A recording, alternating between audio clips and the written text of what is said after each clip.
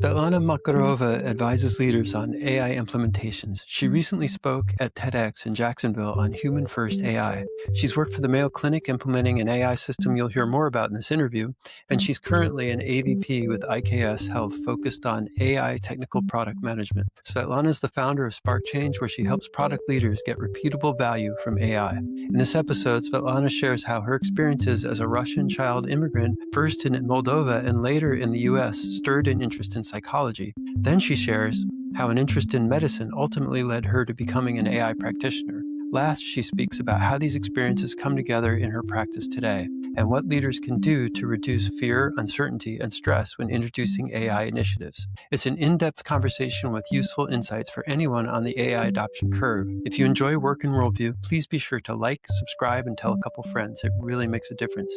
I'm happy to have Svetlana Makarova as my 15th guest on the Work and Worldview podcast. Welcome to the Work and Worldview podcast. It's a pleasure to have you here. Thank you so much for having me. Really excited about this conversation. So I appreciate all the work you're doing in the field of AI, how public you are about sharing your information. I had the honor of meeting with you perhaps a year ago, sometime back, where you generously shared your time and helped me understand some of the implementation concerns that you're experiencing and working through. And it was very, very helpful. Actually, I used that in many different conversations afterwards as well as we were chatting about this. That's great. So as we begin every interview, tell us a little bit about the values in your home growing up. Just starting off, I don't think that I need to hide, but probably very evident by my name. I am from Eastern Europe, and I grew up in Russia, but part of my kind of early childhood was actually, my father's side of the family is from Moldova, which is also in the Eastern Europe. So I actually spent the least amount of time living in Russia, but spent a big portion of my childhood in Moldova. Mm-hmm. So it's a country neighboring to Ukraine, Romania. So just to orient people to where that is. And growing up, I think everything was under Soviet Union at the time. So, and I would say at that time, I think this was just not home, our personal home. I would say just the cultural sentiment that, trust in government, trust in other people, that there's always an alternative motive people have. Mm-hmm. So I would say, you were always kind of on the edge and you had to choose who you trust. So trust was a big factor. I would say, again, just looking back at it culturally. And I think maybe around the time, I would say around the world, everyone was just kind of questioning, who to trust. Everyone's about to, poke you or, steal money. And then there was a lot of like theft, burglaries happening at the same time. So like these are the things that you were kind of exposed to. And so I think that's one of the values is like questioning people's trust and people's motives. I feel like that's not openly talked about by my family, but I think it was just a sentiment that I was kind of capturing at the time. Like, why? Why would you be questioning? And, is more and more taught than something kind of I learned through experience. But one of the things that, looking back to my earlier years, I was always curious. I living in Moldova, I had to learn lots of languages because we were, under the Soviet Union. So we had to, of course, speak Russian. I was learning German, I was learning English, and I was learning Romanian. Wow. So at the same time, and this was just elementary school. So we were learning 4 different languages while trying to learn the alphabet and the mathematics. So I was very, I would say, observant of other kids because we were different than the other kids in the country because we did come from, guess where we would be immigrants to Moldova itself. So I was just different. And I would say because of that, I just kind of felt observant, the need to observe others. And I was really curious about why kids did what they did, why people were the way they were. So that human element of just kind of observation, curiosity was born, I would say, around that time. Because I wanted to like explain things and ration things in my own head. And that just kind of, and then we're going to get into it. But I think that was, looking back, why was I so interested in kind of just the human psychology, social psychology? I think it comes back from living as an immigrant, I guess, in Moldova for a big portion of my childhood. Um, and Yeah, and I think kids in our neighborhood were all speaking Romanian. Some of them, I mean, a lot of them did speak Russian as well, but we weren't fluent. So, so it was just a bit one of those kind of situations. But, and then I think around the age of 11 or 12 is when we moved to US.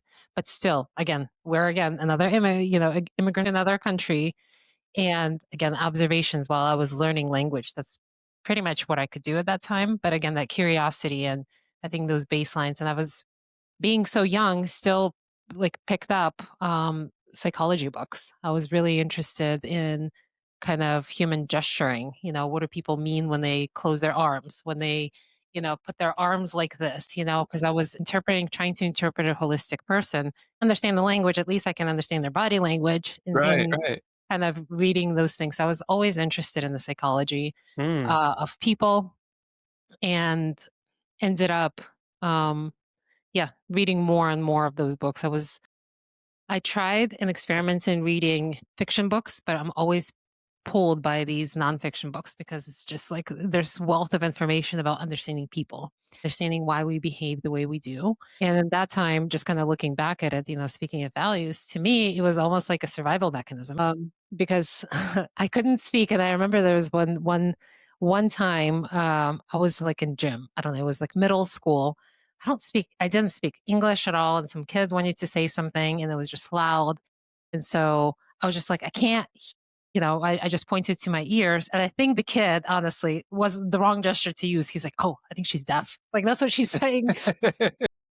Like, okay, I need to be better at like signaling things, and using gesturing to kind of, again, non-verbally communicate with these kids. Yeah.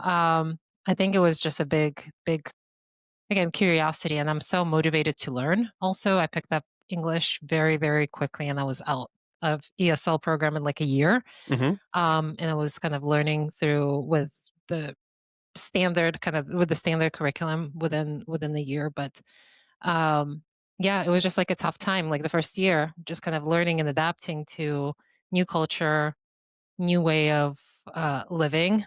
Um, the way kind of again kids behave, the way schools are structured was very different. So there's a lot of adoption, a lot of dealing with ambiguity, which I think later translates why I am so good now with ambiguity, because I think I've learned it over time that I've been in these situations kind of growing up that have had to figure it out.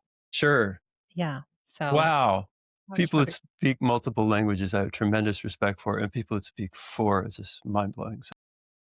I don't speak forward now, but I did definitely grow up learning it. So I've traded German for Spanish. So I think it's much more practical in US. So Okay. I've picked up Spanish So instead five. of German. So, how old were you when your family migrated to the US? When I was probably like 11, 12. Okay. So yeah, Okay. I think I started in middle school. Yeah, Yeah. when I came to US. And whereabouts did you guys come to? Because we have a Washington Washington? DC. Okay. So kind of a melting pot, right? Because there's a whole bunch of cultures there. So, Yeah. There's a huge I would say community of different people, because also DC has all of the embassies. And so um, even when it's on an off, day in the fall or summer or whatever, there's always, again, as you said, a melting pot, especially when you come to DC. People come from all over the world to visit DC. So mhm, there's always a mix of culture. So I guess that helped me also feel like I belong. I'm like, I'm not the weird person that just kind of like I was in Moldova, where I definitely stood out mhm, much more. But here I was just different. I didn't speak the language. So, and I had an accent. I guess I still have it.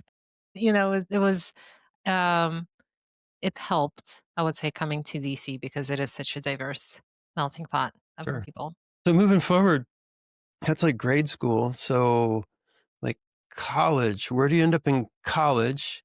Um, I Oh yeah. imagine the values are very similar, right?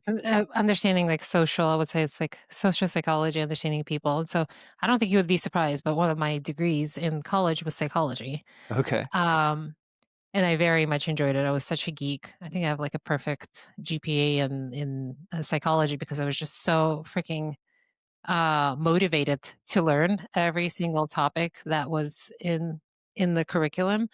But there's always, again, that hard science of me. They could probably understand why I'm an AI and not a psychologist.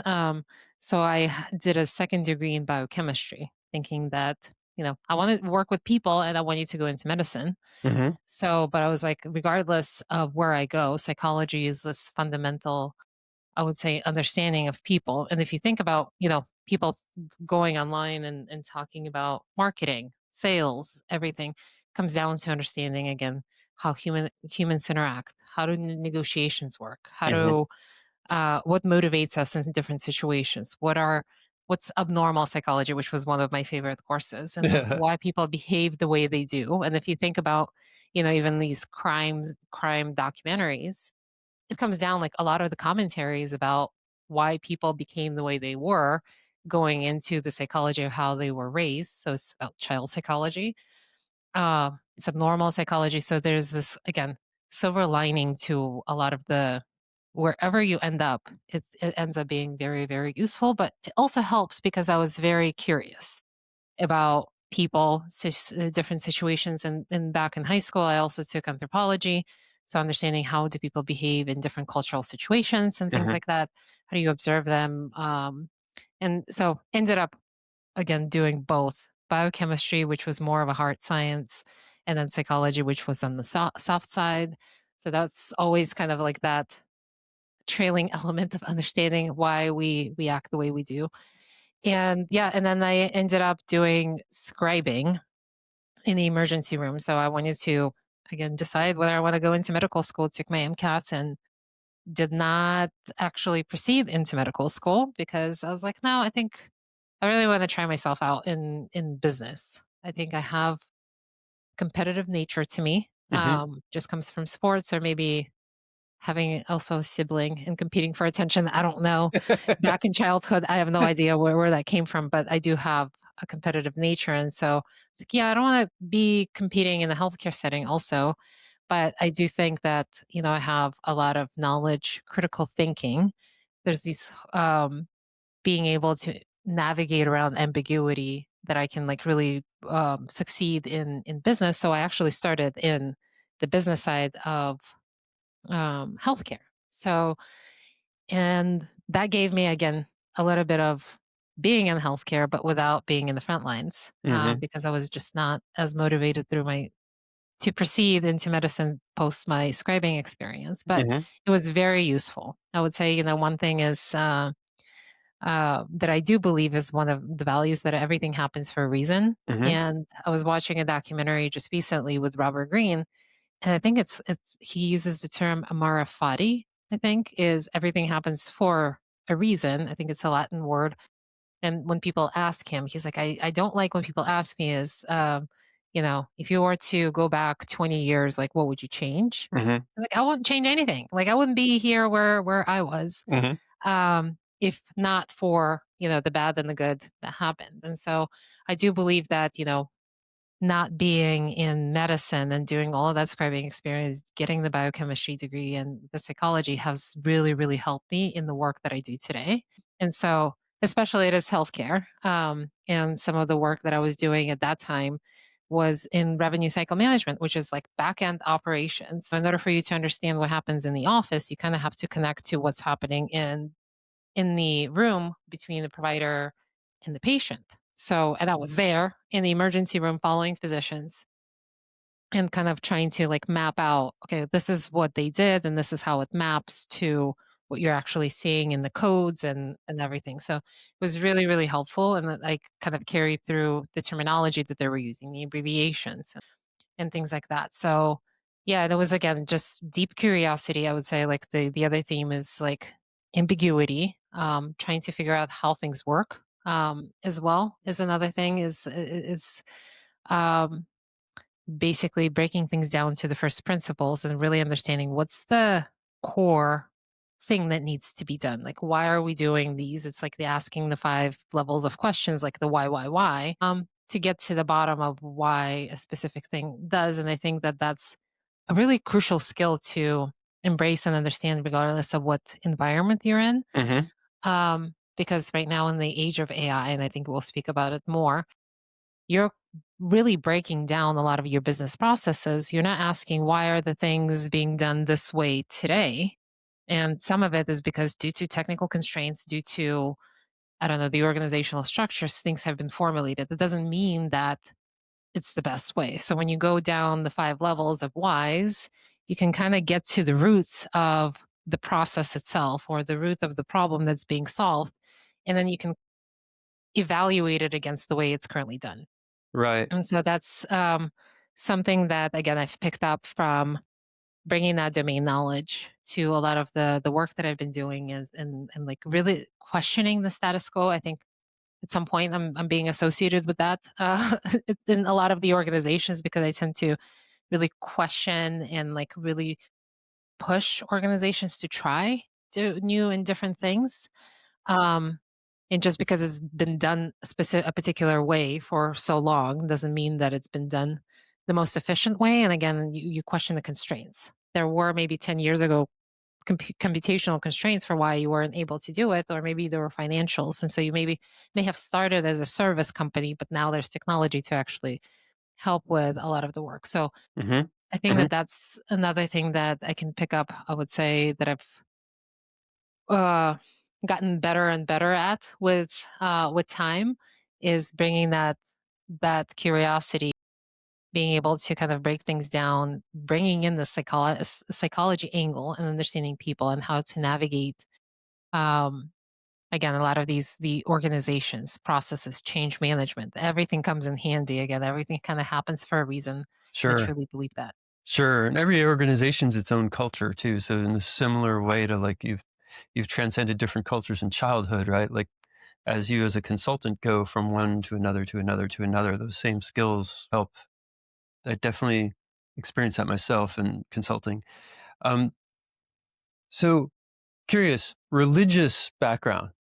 So coming out of Russia, Moldova, states, any themes, activity in that area? So we're not, I would say, deeply, deeply religious. Every day I don't take it off. And we're Eastern Orthodox. So it's a branch of Christianity. It's not a big predominant thing in our household, Hmm. from a perspective of, we don't specific, I would say, traditions that we particularly follow, but there are certain principles that, we follow from, again, Eastern Orthodox that I think is just ingrained in us. We don't typically go to church. And the closest church to us is like an hour away. That is Eastern Orthodox.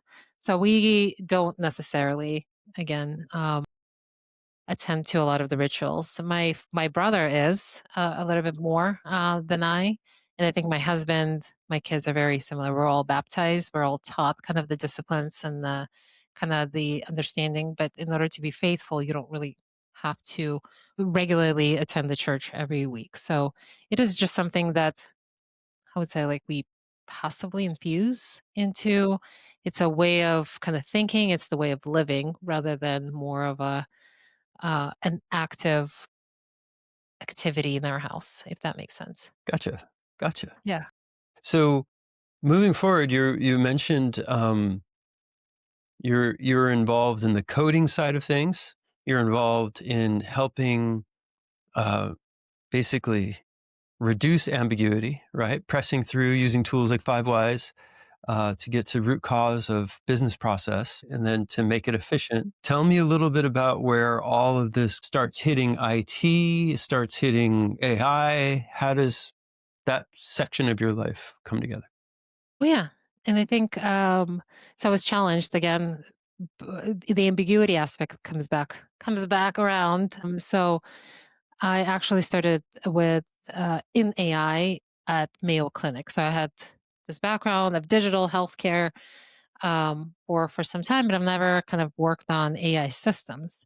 However, I was the most experienced at the time, on the team that was just newly hired, and there was this big project that was, a project that was, I would say, I think, put together or basically summoned by the CEO of the organization. So it was this high stakes type of Mm, project. And mhm, so kind of looked at me and they're like, "Yeah, Lana, I think you're gonna be great at this." And so um, and I think knowing myself and understanding that, yeah, a lot of people may have like freaked out and you have this big data science team and figuring out like what the heck this whole technology is.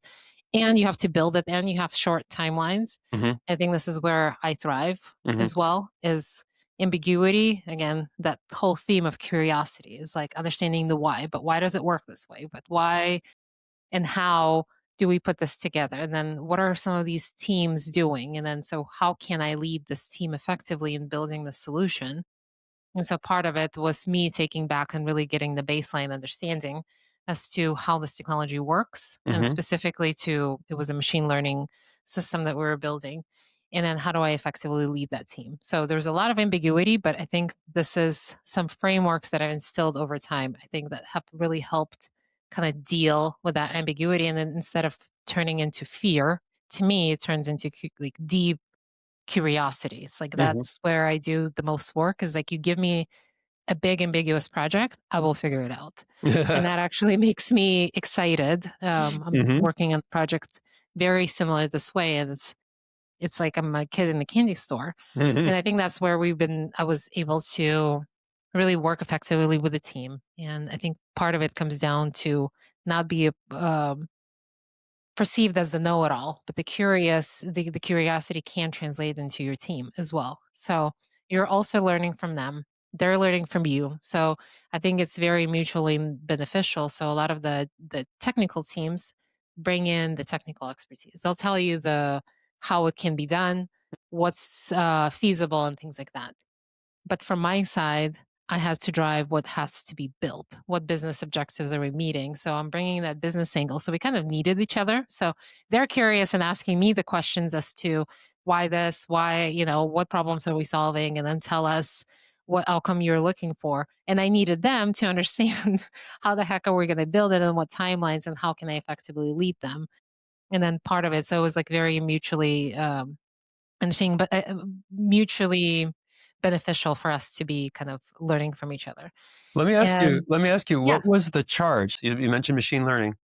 yes, What exactly? the CEO put the charge onto our, digital transformation arm of Mayo Clinic. So he charged our organization with this project, and then so whoever it was assigned to, so my manager at the time was the one that said, "We'll take on that project. We're kind of like the emerging technology business. So we're going to stand that project up." And then, of course, delegated down to me. But it was a project in finding expertise. And I think we talked about this, maybe the project across Mayo.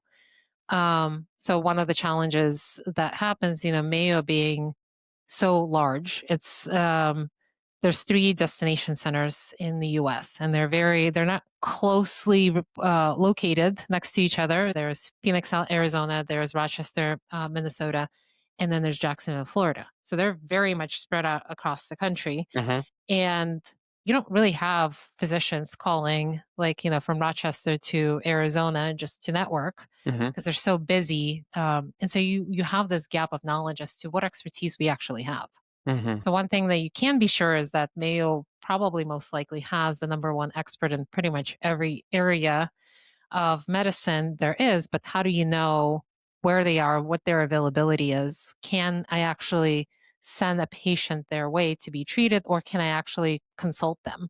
How do I know where to find this needle in the haystack when you don't really have you have this 5 degree of separation in any network, right? You're mhm, connected to 5 people that are closest to you who are connected to 5 more people. So your network is kind of limited to this mhm, hospital. mhm, So in addition to that, I think we were working with about 5,000 physicians across those campuses, and then there's remote clinics across Wisconsin area and Iowa there as well. So and then you had probably around 20,000, 10 to 20,000. It's like it's a big range, but somewhere around there. So it's a big number of advanced practice providers who are nurse practitioners and physician assistants mhm, who are also experts in their own field. So mhm, they could be sleep medicine experts. They could also guide a physician to answer like some question about, therapy that they could be providing. So it not necessarily had to be a physician to physician consultation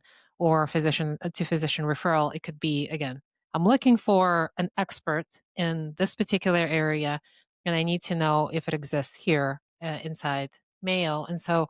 And sometimes these experts, to add to the complexity, they may have a degree in one thing, but they practice medicine, or they have this niche expertise in this one specific thing. For example, you may have a urologist, and you will have a urologist who just treats kidney cancer. He's the number one doctor in the world who is a cancer specialist, and he very rarely sees any patients outside of that area. Mm-hmm. So it would be incorrect or wrong for you to recommend that, one physician to call this physician who is like a kidney cancer specialist about just a general urology problem. So you need a generalist for that. So the problem was very, very unique because you don't want to waste anyone's time. They're already kind of burnt out on these things, and sometimes it just takes hours for them to call a friend of a friend and then connect to be connected to someone else, to then call the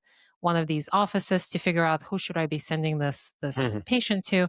And oftentimes it still happens that sometimes they're referred to the wrong physicians, and then the physician sits there with the patient like, I'm sorry I can't help you. I'm sorry that you were brought into this appointment, but I'm not the right specialist. So to avoid those types of situations, to avoid patients' time being wasted, because they again come from sometimes outside of the state. So it's deeply frustrating for them to be told, like, I can't, sorry, like, not the right person to be here. And it's deeply frustrating for the other side, on the physician side, to be in that receiving end, like, I didn't, sorry, I didn't do this. Like, I was, someone made this appointment on my behalf. I Mm-hmm. didn't really have a say.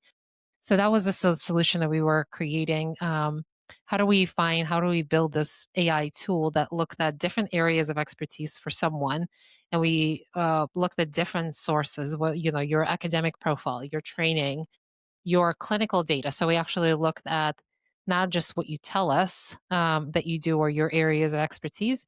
We actually looked at the clinical data, and actually looked at historical. And I think we looked at like last 3 years or whatever of data, or last 5 years, and actually looked at what type of patients does this provider actually see. Mm-hmm. What kind of procedures are they actually performing? What Mm-hmm. is their research background? Mm-hmm. So, do they tend to focus their research and innovation? So, do they have clinical trials in a specific area of expertise that they could speak about? So, Mm-hmm. again, there may be an area, and anything and everything was relevant for us to consider, because you might have a situation where you have this one in a million type of a condition walking in, or like a patient walking into Mayo Clinic, and they have this, mix of comorbidities happening at the same time. And Mm-hmm. so one provider is going to treat this, but what do we do about this other comorbidity? And like, how does this Sure. interact with my treatment? And so this is one of the, I would say,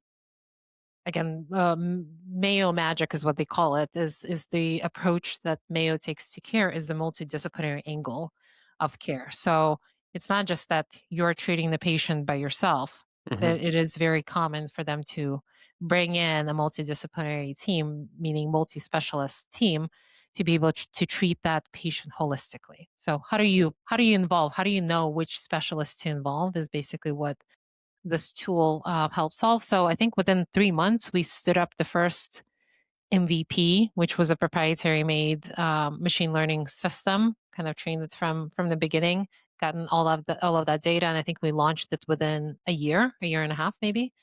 Um, so it was very rapid. And since then, I think I took off again, that curiosity and like figuring it out. And I was like, oh, machine learning is only just one piece of it. And then there's this whole ocean of other opportunities you can do with AI. And again, remember, I'm the kid in the candy store.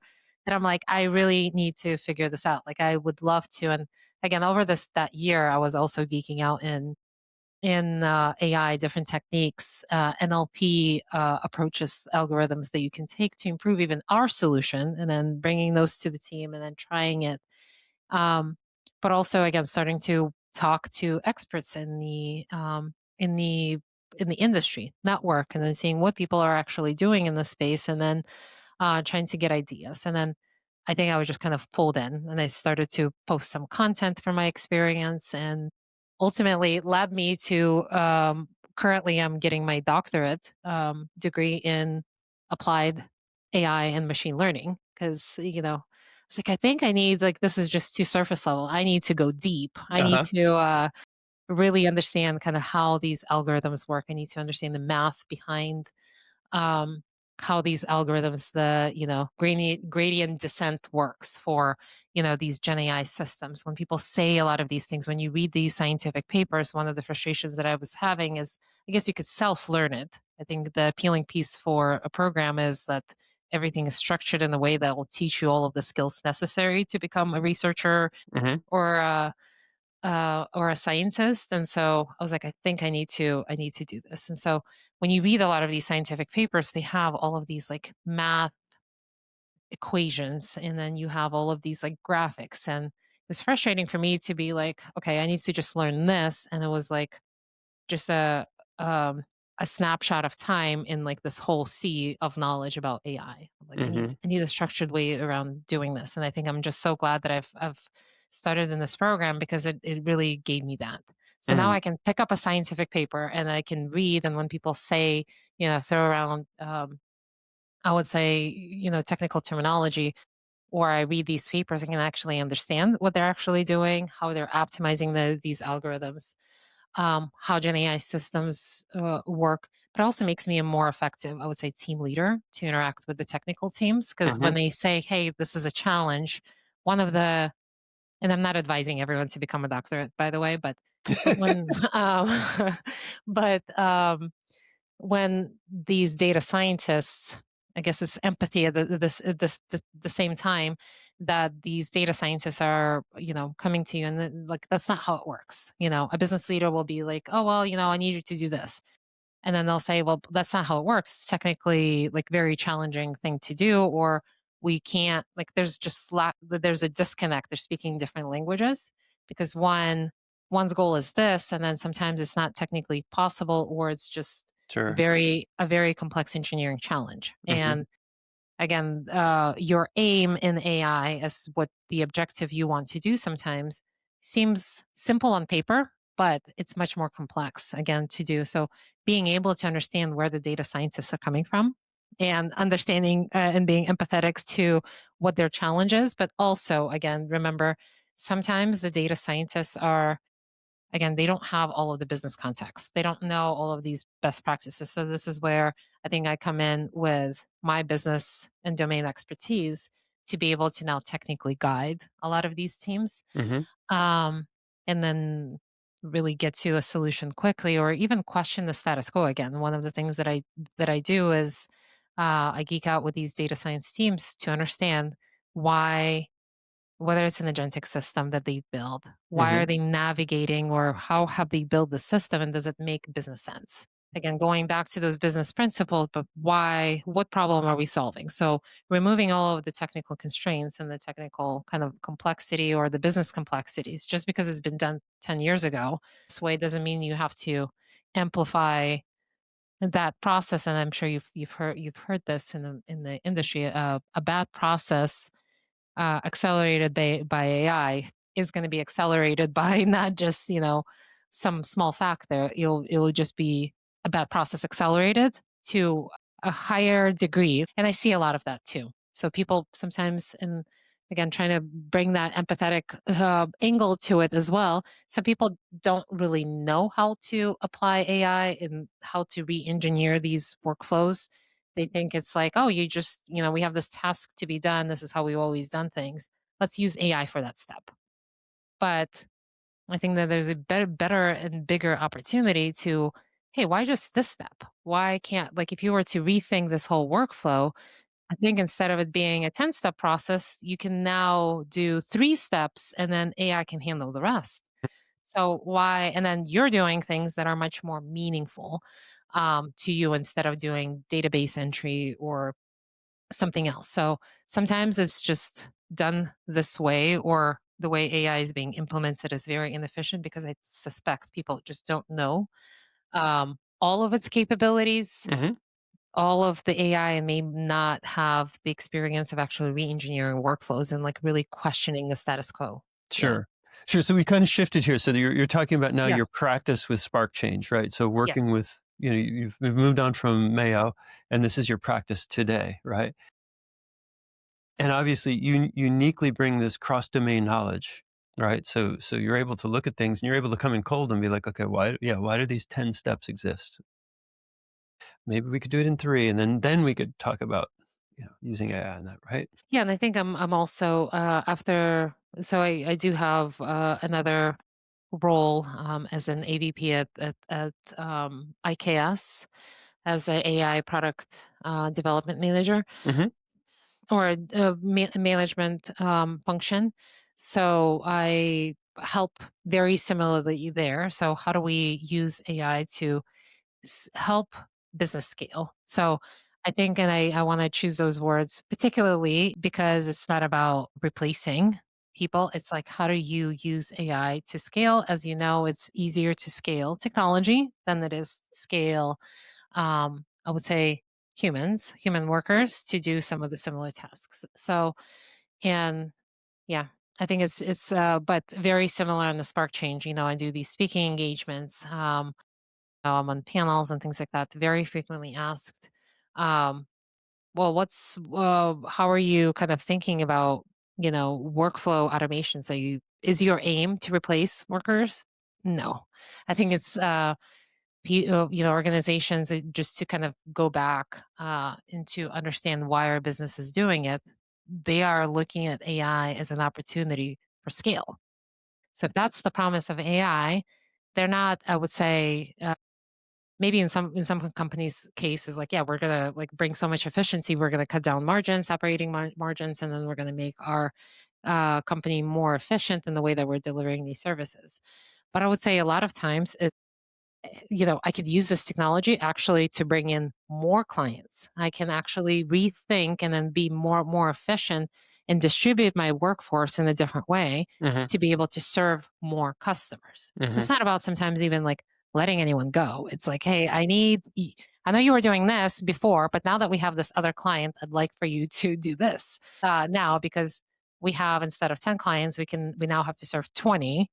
And now that you're not doing this, automated data entry, I would like to shift you to do more customer services. Again, those human elements, the things that you want to kind of preserve, you want to give meaning back to. And AI can automate a lot of the mundane, the Hmm. things that are repetitive. Hmm. Yeah. Hi, I'm Jonathan Green, the host of Work and Worldview. I hope you're enjoying these episodes. If you've subscribed already, I want to thank you. If you haven't subscribed, please subscribe. It helps. Thanks. What are some of the ways that I imagine you are uniquely suited to empathetically work with people, in this period of like revolutionary change that these technologies are bringing?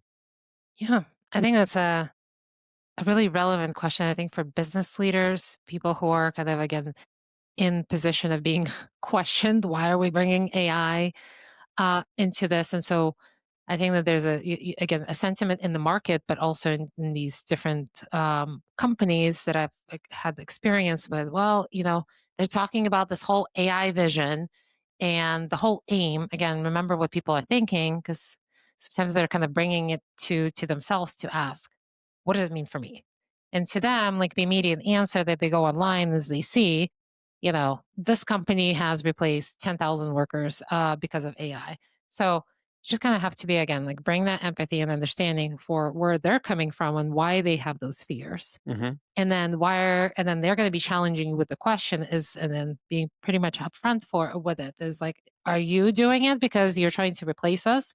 Hmm. You're trying to cut down your operating margins and things like that. So part of it, I think, comes down to, again, speaking their language and understanding, but being very specific. So when people say it, I think, again, one of the main principles of running a big organization is going to be building trust between leaders and your people. So when you speak ambiguously, and I've been into lots of these situations when you have meetings, that the transparency meetings, when people are saying things, but they're not really saying anything. And it's like, it's very ambiguous. It's very political jargon Hmm. and things like that. You need to get specific. You need to bring, do the heavy lifting of, and giving them a tangible example. It's like, so this is how I imagine this. So take this process, and then this is how we kind of do, imagine it. But the reason why it's not currently happening is I suspect a lot of the business leaders may not have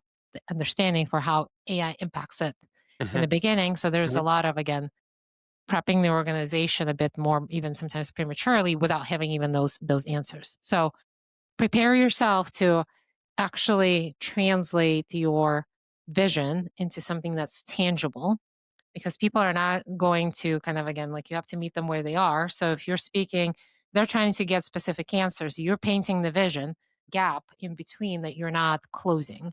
And that's why change management becomes really, really difficult. I would say the key ingredients is understanding, being very specific, but understanding how it impacts them. And then what questions, it's almost like in selling, you're anticipating questions, you're Yep. anticipating objections. Yes. And you're kind of like, one solution to objections is actually ingraining that copy or whatever, that language, in the sale process itself, right? So you're kind of selling this vision of sales, and you're anticipating objections. So that means you have to understand your workforce. Hmm. And what questions, if I was to put myself in their shoes, what questions may I be asking? They're looking for questions about what processes, when are they starting, which process are they starting with first? Can you give us an example for what that looks like? If I am this role, and let's say I'm a call center specialist, what does the future hold for me? So, Hmm. where, how do I know how to use AI? Will I be required to be using AI, and will the company be offering that training? So you have to be prepared to speak their language to build that trust, Hmm. and understanding with the company. Because again, when I hear a lot of this, again, ambiguous talk, part of it is, I think the leaders themselves are trying to figure out kind of where they're hoping to go and how to actually execute. But I would say it's premature to then talk about those answers, because you're going to be instilling all of this anxiety every time you're bringing it up. um, and then people are going to continue until you give them the answers, until you probably answer 5 different Q&A sessions of same repetitive questions to different people. I think that there's still going to be that lurking anxiety.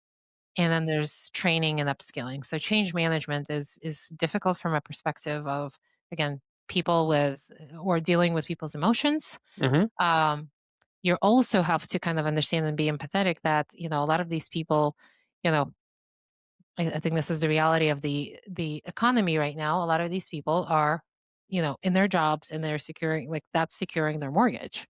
And so their anxiety comes not from a place like, oh, I think this is, I'm just being hard on leadership.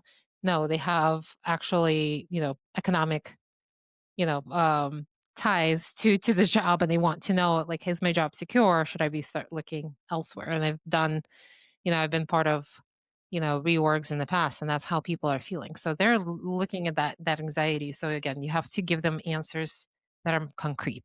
You have to give them something that is at their level of detail and orientation. So you don't want to stick to and like explain the process like, oh yeah, and then you imagine that, this process is, maybe you were doing data entry and now you're going to be doing this. Too vague. You have to give them an example of a type of role that's going to be, and then how it will be changing, Hmm. because otherwise they're not going to trust it. They Hmm. they see through it. They see through the ambiguity. It's not actually giving them transparency. It's giving them more questions and anxiety and things like that. So I think part of it is being quite specific in explaining how their roles are going to be changing, what the goals of their organizations are. And again, if it's cutting down the employees for better efficiencies, I don't know that you can even project that out. And you have to kind of, again, understand the human element of the what's the job to be done, the technical pieces, the data entry, the hard stuff that AI can handle, but really understand the emotional pieces, what the human elements that have to be preserved, whether it's quality assessment of the AI output or providing the service itself. Mm-hmm. and like really highlight that. But if you're too high level, if you don't have those details, people are going to react with, well, they don't really understand.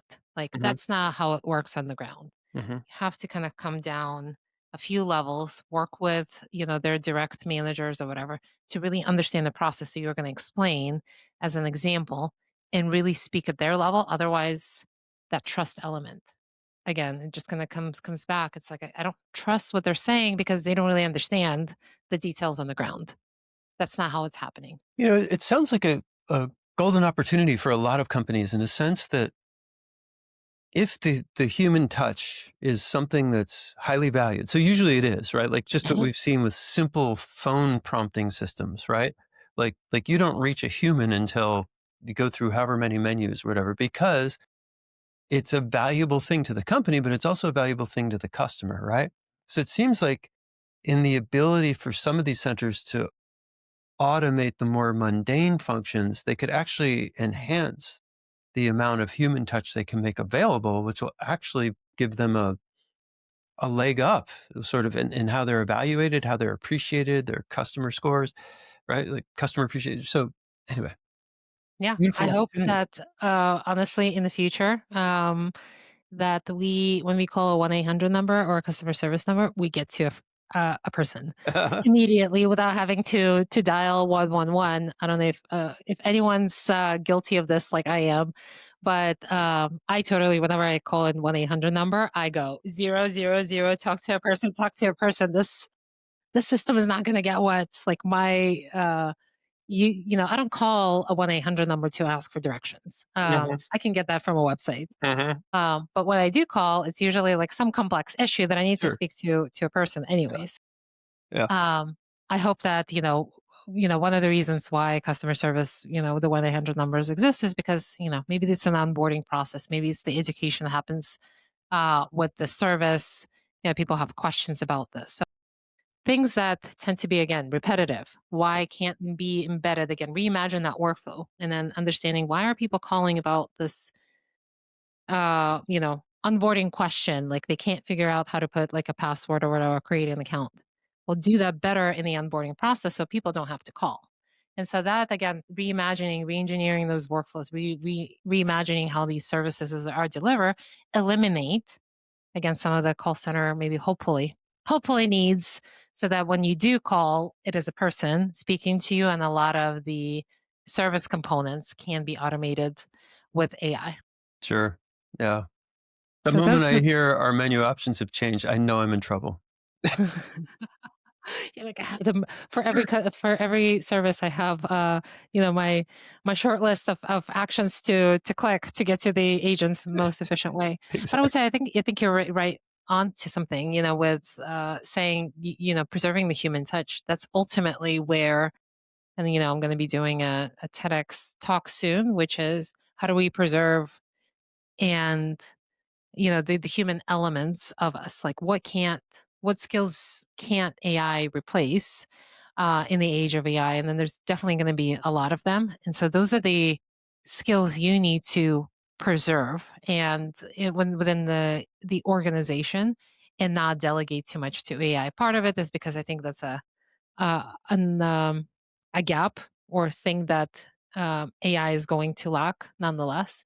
But we're also social creatures. And then an example that I think I can't remember where I read this, but we are just pulled towards humans, not just because, of this empathy, social interaction, emotional kind of connection, but we're just, even from an entertainment standpoint, just think about it. Would you watch a soccer match of robots playing together? It's, they're predictable. They're going to optimize for winning. They're going to be much so efficient. It's going to get boring to even freaking watch them. Yes, you can bring in some like randomness into their play, but it is still going to be quite predictable. The way humans interact and why it's so appealing and why sports are such a huge, I would say, like cultural event in a lot of the countries is because humans are freaking unpredictable. Sometimes they get tired, they get hit, and then they kind of suck it up, continue playing, and then something randomly happens, and then they fall down in the middle of the field, and no one can explain. Like those are the things that we are. intrigued by. Like Mhm. those are the random things that you have to kind of again preserve. So you have to understand that again from a perspective of your organization. What are those key elements that drive your service and the system components? What are the contributing human elements to um, preserving that human angle of your service? Even, going back to healthcare, one of the things, I was working on a project very short term before I kind of departed, Mayo Clinic, is working on, people being greeted at the front desk. Mm. Mayo, again, being a nonprofit destination center, a lot of people come to Mayo from all international outside of the States. Rochester being such a small city, population wise, and it's only, I think, an hour and a half from Minneapolis, which is, um, the Twin Cities. um, that it's very small regional coverage of patients. So a lot of the patients come there from outside of the system. And so people, one of the things or ideas was like, can we actually help guide the users? Because, they're in the new hospital. It's this giant of a building. Can't like, what do we do? Like, and then how is this problem solved? And so when you ask patients, um, through research. And one of the things, and again, I think this is going to be true not just for healthcare, people want to be greeted by people. Mhm. They don't want robots, and that's not even an idea that we even entertained. But this was just again at research. I'm just kind of sharing at a high level what could be, how could you be solving this area. So it could be greeted by robots in the beginning saying like, hey, hello, you could do phase detection outside and saying like, oh, I know this patient, they're so and so, and I'm gonna like guide them through maybe a mobile app. Well, that's again not personal enough. You have to look at those areas of where to plug in humans. So now that they're not doing all of the check-in processes for patients or doing all of the front desk staff, could they be greeting their patients at the door Mhm. in anticipation of them coming? And then so you can blend in technology with some human elements. So maybe navigation to the hospital or navigating to the actual front doors can be done with technology. But once you're inside the hospital, that's the human element. This is what people actually said, like preserve that at all costs. And if you look back as to why is Mayo Clinic, then I would say I think the number one healthcare system in the world is because of the care, the personal, the human element, and how they're serving their patients when people are on campus. Mhm. So it's that whole experience of the human element being guided to the doors, being greeted, and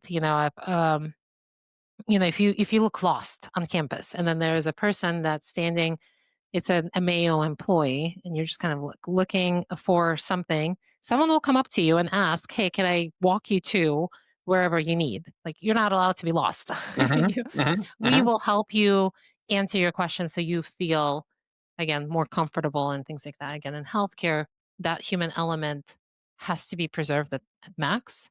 And again, in different parts of the business, I don't, you have to kind of look at what makes sense and understand what is a bigger driver of the customer satisfaction of the service that you're providing that has that element of humans that has to be preserved, and then what's kind of behind the scenes, what's that back office function that really, I mean, doesn't have a lot of value.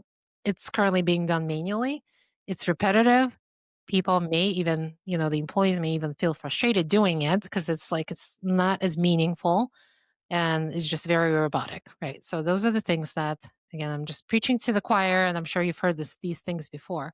But again, the message here is the hard element is how do you preserve and how do you reorganize your workflows around the humans?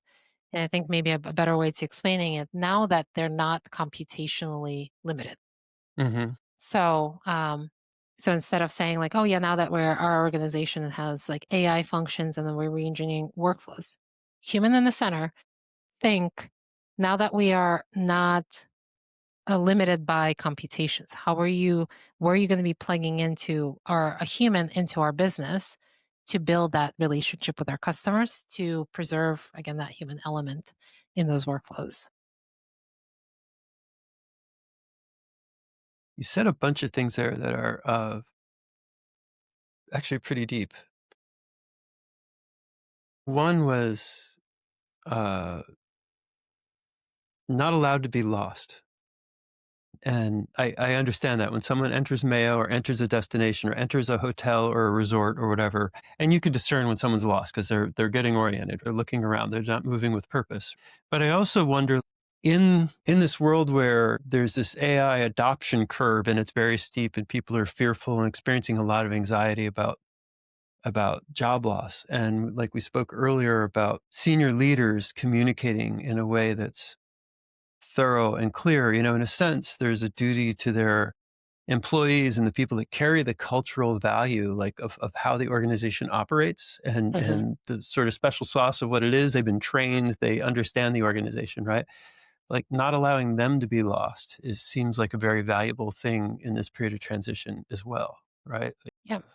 And I think it's, again, great culture, corporate culture is built on trust. And how do you maintain trust? This transparency. Mm-hmm. And what I think when I see, business leaders get wrong is what level or how to maintain that transparency. What does transparency mean to their workers? Mm-hmm. Again, just saying things, and again, I'm sure people, and maybe yourself, can resonate being in meetings with leaders that say a lot of things. It can be an hour-long meeting, but you leave that meeting feeling like, I don't really know what just happened. Like, Mm-hmm. I don't know what that meeting was about. I don't have more clarity. It feels like I don't have answers, but we did spend an hour talking about stuff. That's not how your people should be leaving those meetings. They should have answers. They should have assets, specifics, things that they can hold on to, and then ask even more specific questions to challenge you, to Mm-hmm. be like, have you thought about this? Mm-hmm. But it's this. But when what typically happens in those is like silence. So because they don't have anything to cling onto and like really challenge the questions, there's usually just silence. People don't know when is this next ambiguous meeting going to happen with more answers. Um, and will we have more answers? So again, I think it's investing the time to actually bringing those details so Mm-hmm. that people, as you said, don't feel lost as to what the future holds. Like, give us specifics and they can make their own choice. Do they want to be part of the journey, or is this an opportunity for them to explore other options, right? So but you have to give them the answers. You're uniquely suited to address both the human side and the psychology side, as well as the technical side at depth, right? Like all the way down into the gory detail of what exactly is going on in this Thank you. AI system. Do you have any media recommendations? Obviously, great expertise. You're in a learning program right now, or you're going deep Mhm. on things. Any books, any media, any particular things you'd recommend to people? Um, Psychology. I mean, I read a lot of nonfiction, Uh-huh. so I don't particularly like. I do read a lot of AI books just to kind of close my knowledge, but also the way that I kind of approach problems is taking in contrarian ideas. So just because I believe something, I also believe in kind of groupthink, and that me following a specific path will kind of close me in and like hollow me in. So I don't particularly like a lot of the AI books because they either are too technical. They talk about the history of AI in like the first third of the book. I'm like, Yeah. I've got it. I can Yeah. reference it. Or there's not a lot of, I would say, unique perspectives to them. So what I do recommend, and I was just reading, and I'm going to be rereading the book by Robert Greene, The Laws of Human Nature.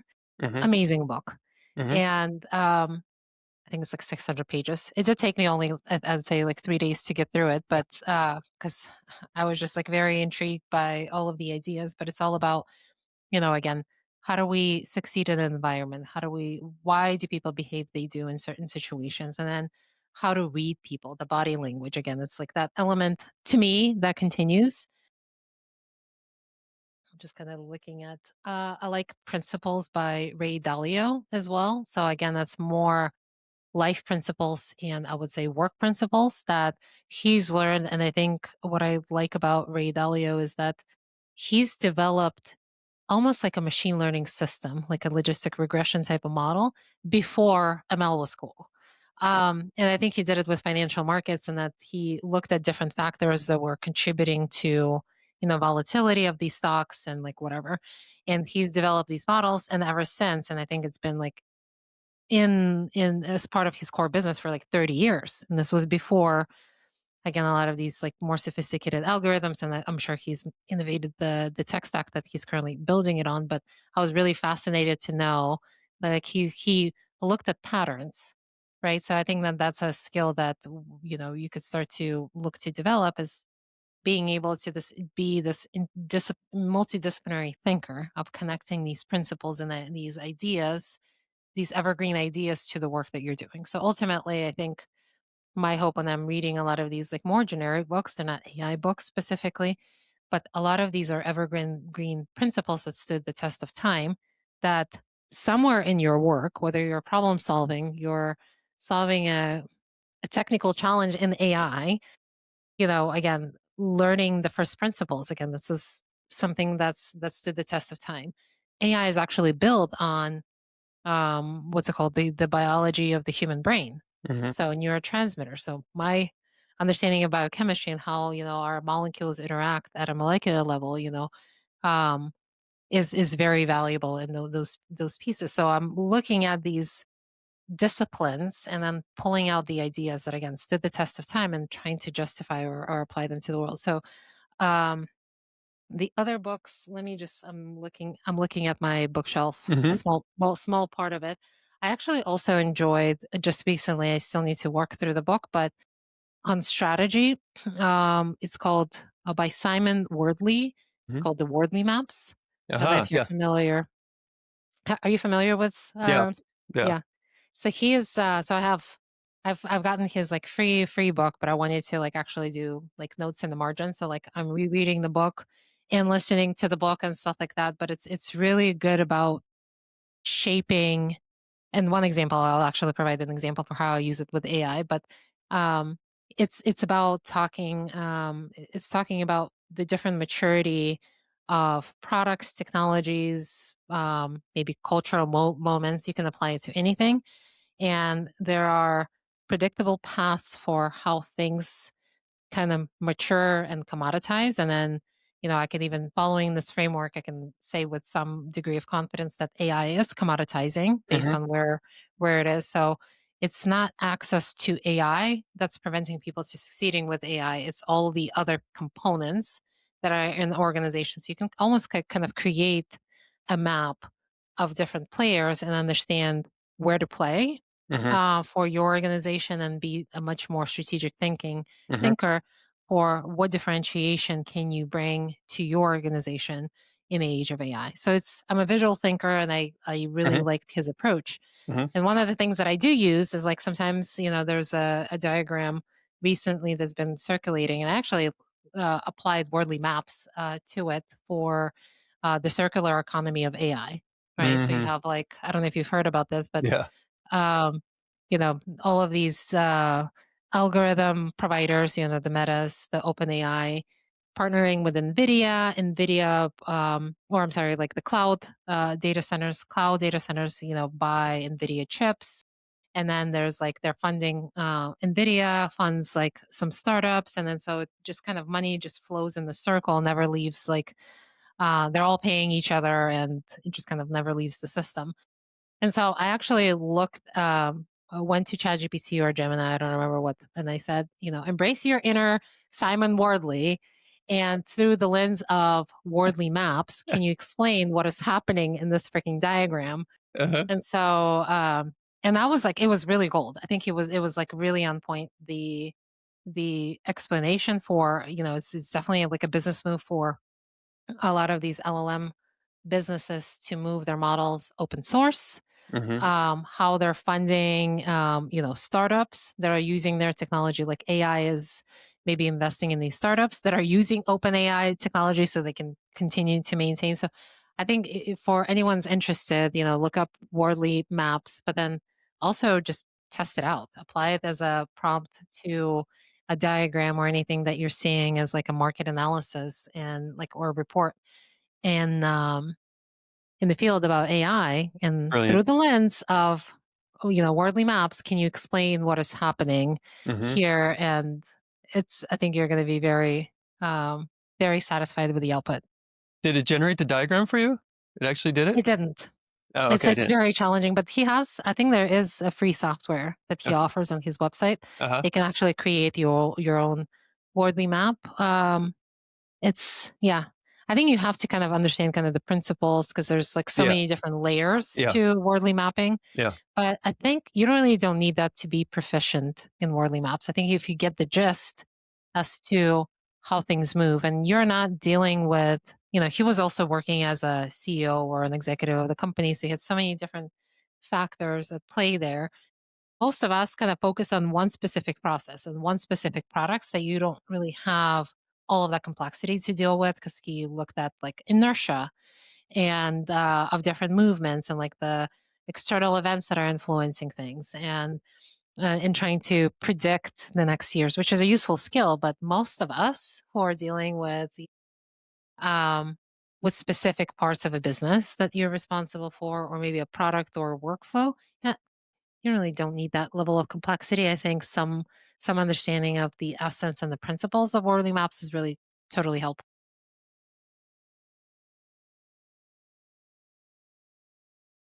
So one professor brought it up, and then we all kind of dove into it and used. I have a TEDx talk that's coming up, potentially another stage, TBD, following that, but it's on the topic of human first AI. Mhm. So I think that's an umbrella term that I use, and just to kind of explain a little bit as to why part of it, you probably through this interview kind of get there's a human psychology angle that I deeply believe in. It Mhm. has to be preserved, Mhm. just from my experience. But second, it's almost contrary to what you've been hearing in the market, which has been, we're an AI first company, which I think is very wrong way to approach, I would say, AI, which, you're basically saying we're going to build our company thinking uh through a solution first, which AI is technologies, which is a solution to some problem. And you're not going to be thinking about the human element. So you're basically saying, I'm going to just preserve the technology and then treat humans as a second consideration. I think we need to flip that. And so I truly believe that you need to kind of preserve the human angle. So my TEDx talk is about what qualities are resilient to AI, Mhm. because part of it, as a short glimpse, AI does not have access to that type of data. And I'll cover 5 of those skills during my TEDx. So I'd love for you to support it once it comes Absolutely. out, or if you're in Jacksonville, Florida, that you'd like to attend. Um, I'd love to have you be part of the event. And you can find me on LinkedIn. So Svetlana Makarova, I usually pop up as one of the top results or recommendations anyway. And I think you can find more links to my social from there, just not to overwhelm you with links. So yeah, thank you. So bottom line is not necessarily everything that could be processed through AI should be processed through AI. I mean, I think that there's the certain things that again, just logically thinking through it, where we don't have the capacity, just physical capacity in our brain to hold so much information, to be able to analyze, or we may be savants to be able to do one specific task, but it will just take us so much time to prep that information to be able to, then consolidate into a recommendation that I think a lot of it can be done. A lot of that groundwork can be done with AI. You can still be the driver behind the wheel, but you delegate specific things like analyze, read, give me a report. Something, let's say you as a leader could have delegated to someone else to do and then come back to you with that report. Why not delegate that task to a human and then you come up? So it just shortens the decision cycles now significantly, that you can do a lot more with a lot of time. And so you're delegating things that again are capacity. And the reason why you're not doing it and you're delegating it to others is because you have 20 different things to do and you don't have time to sit down and do that analysis or synthesis of something. Well, now that you can, what do you want to delegate to to your other teams to do? So again, you're just kind of like rethinking, um, you know, question the status quo of the way things have been done just because they've been done, and then see where AI can now address some of those technical or brain limitation constraints. It's computations, it's synthesis of information, it's research, all of those things that have been previously very time consuming, where sometimes you've built entire business functions to handle those types of things, Mhm. that you could look at and evaluate. What are you tasking them with? It's just, I feel like, again, I'm like the kid in the candy store. So instead of me doing one analysis and then taking a whole entire month of doing in one specific industry, I can do 10. I can Mhm. experiment, I can, look and then validate offers in 10 different things, and I can Mhm. go deep. I can try to, ask different, agents to come up with different perspectives, and I can compare their output. So you're becoming a much more analytical thinker because you don't have to trust any of the decisions AI makes for you. You're ultimately the decider and you're the crafter of the strategy. They're helping you just aggregate that information and do the research on your behalf. Mhm. So I would say embrace it. Take advantage of, again, those previously held limitations that, for you to get to a decision took you maybe a month.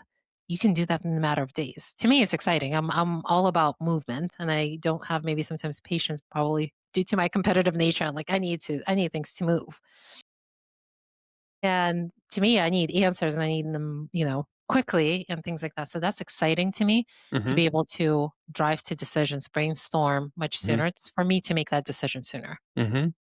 All right. So if I'm a CEO of a mid-sized company or even a large-sized company, or a director or someone with P&L responsibility, what kind of pain or anxiety am I feeling to be your optimal customer?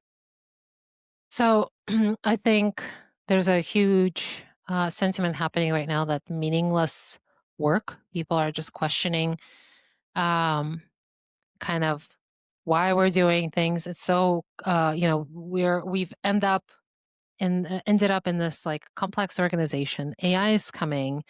I don't really know. It's like, again, very ambiguous space, and I don't really know where to start. You're telling me all of these things, like there's a whole world of, LinkedIn posts and like social media talking about AI, and you need to learn this tool, you need to adopt this, and it's so overwhelming Mhm. from just like the market side. Mhm. And inside the organization, you have anxiety, and everything is like pointing to the leader saying, "You need to like figure this out." Mhm. And then they'll take some courses in AI strategy, or just kind of learning about AI. They walk out and they're like, I don't know what I've just learned, and I don't know how to put it into practice. Mhm. I don't know how it actually translate. What teams do I need to have? Like, how do I act on all of this advice? Again, it's really great about giving you the foundations, but as you know, being like, you can't treat a patient by reading a book. Mhm. Like, you have to actually put in the practice. Like, you actually have to learn, but also understand, again, what are the unique elements of the humans that we need to preserve. So in order to kind of, my ideal customers has kind of this overwhelm of information and Yeah. overwhelm of things that Information are coming anxiety. up to them, Mhm. and anxiety Mhm. and everything, and they just don't. And because when you're overwhelmed, you just tend to get paralyzed and not do anything because you don't even know where to start, because you might pull the wrong brick, and the whole thing might come crashing down. So understanding, again, in which order you have to do things. Mhm. What are the foundational pieces in the organization that need to be evaluated or kind of tackled? 'Cause sometimes you are just like, yeah, let's plug in a copilot and let's just call it a day. We're done. But that's not really transformation. And those are the same leaders that, um, you know, tend to complain that, like, hey, we don't have see efficiencies. But our people are happy because they're using copilots, but we're not seeing those P&L Mhm. impacts. So again, you have to be much more strategic in the way you implement AI, and especially when you don't have data maturity inside your organization, it will take longer. And so you Mhm. really have to set the expectations within your internal stakeholders to be able to buy yourself time to deliver some of those P&L impacts. So I think if you're in that situation, you're kind of like overwhelmed, you're hearing like 95% failure of AI, and they're not driving that impact. I actually did a keynote recently, and there's a different way to think about PNL kind of impacts because of AI. There's a slide, maybe I'll post at some point that I've shared with the audience during my keynote. There was this, MIT named the report that said 95% failure rates in AI. There was a Wharton study that was done in October of this year that basically said 80 or 85% of people are actually seeing tangible impact in their business because of AI. Like, but how can you have like these two vastly different situations when one is saying 95% failure rate, and then you have this Wharton study, reputable again, Mm-hmm. organization, and then they're saying like there's no shortage of people being happy with AI implementation. They're just looking at different parts of the maturity curve. When Mm-hmm. you're evaluating P&L impact, and Mm-hmm. that's where Nanda report was actually looking for, they're assuming that everyone's so mature and they've done all of this foundational work, and they were evaluating people like, are you there yet at the P&L impact? Mm-hmm. Well, look at the people who you've interviewed. They were definitely not on that highest maturity curve. If you now ran that same report with um, Meta, NVIDIA, I can tell you that there's probably a 95% success rate with all of their initiatives. So you have to look at what have they evaluated. What Wharton was looking for is earlier stage maturity feedback. So how are you adapting these workflows? Are people happy with, are they finding efficiencies in summarization? So they were evaluating the, what's it called, the impact of AI differently. Mm-hmm. That was not reflected on the P&L. So that's where you kind of have to, again, like match your ambitions to where your maturity or an organization is, and then also quantify your success to where your maturity is. Because if you're just starting out in AI, don't expect P&L impact Mm-hmm. in 3 months. Mm-hmm. Is basically, I think, the name of the game. But yeah, I think that, again, very exciting place. Lots of things happening. I think, and I'm just again excited by the opportunity and helping others learn how to adapt and make this technology successful in their orgs as well. But Lana, this has been fantastic. I think Thank uh, you.